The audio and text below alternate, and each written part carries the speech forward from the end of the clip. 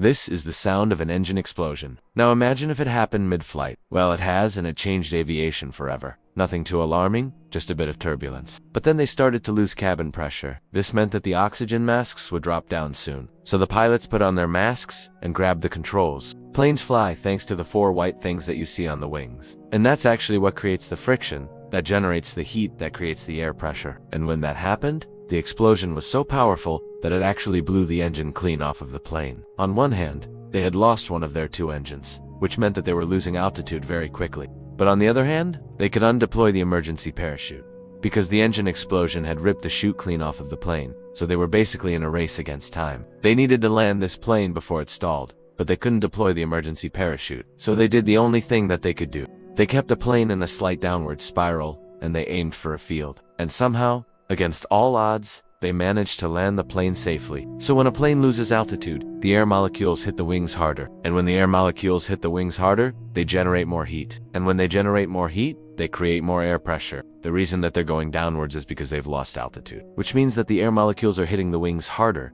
which means that they're generating more heat, which means that they're creating more air pressure, which means that they're falling to the ground. This is why when a plane lands, it actually gets a little bit hotter. All of those air molecules are hitting the wings a lot harder, so they're generating a lot more heat. And when they generate more heat, they create more air pressure. These are called ailerons. They're basically just flaps that control the airflow around the plane. And by controlling the airflow, they can control the direction that the plane flies in. As you can see, one side is raised and one side is lowered. If we take a look at the plane from above, the air is flowing from left to right. Because the right side spoiler is higher than the left side spoiler, the air is being pushed downwards on the right-hand side of the plane and pulled upwards on the left-hand side of the plane. And that's what's keeping the plane in the air. The spoiler, the S on the right-hand side, is actually pushing the air downwards faster than the spoiler on the left-hand side.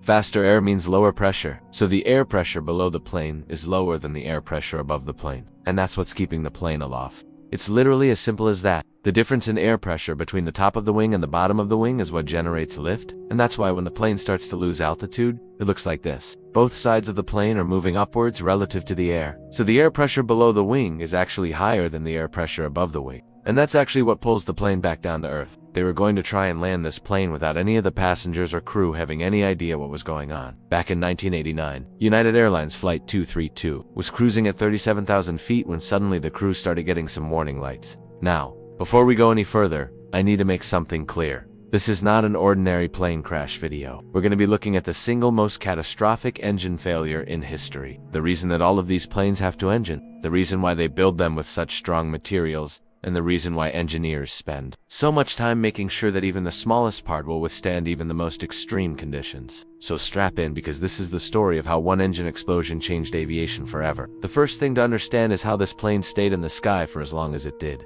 So now let's talk about the explosion. You see, when a plane is flying through the sky, all of these little air molecules are constantly bombarding the wings. Now, when the plane was losing altitude, the heat generated by the air molecules hitting the wings was enough to actually ignite the jet fuel that was leaking from the damaged engine. Now, after the explosion, the plane was in a bit of a tricky situation, and that's why when you watch videos of planes crashing, they always seem to be going downwards.